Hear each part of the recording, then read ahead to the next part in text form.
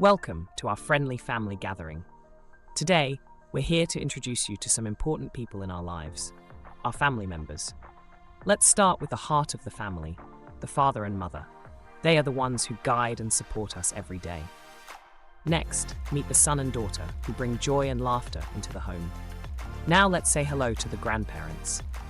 The grandmother and grandfather are the wise storytellers, sharing tales from the past. Moving on, we have the aunt and uncle, who are always ready with a helping hand and a warm smile.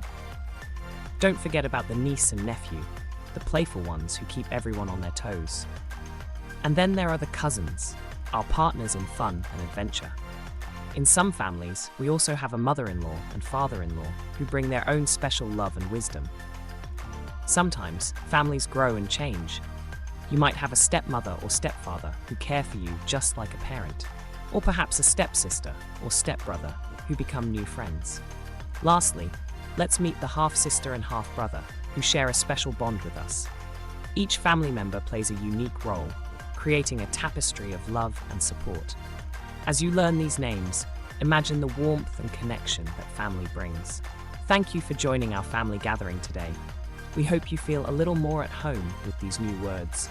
Until next time, keep learning and exploring.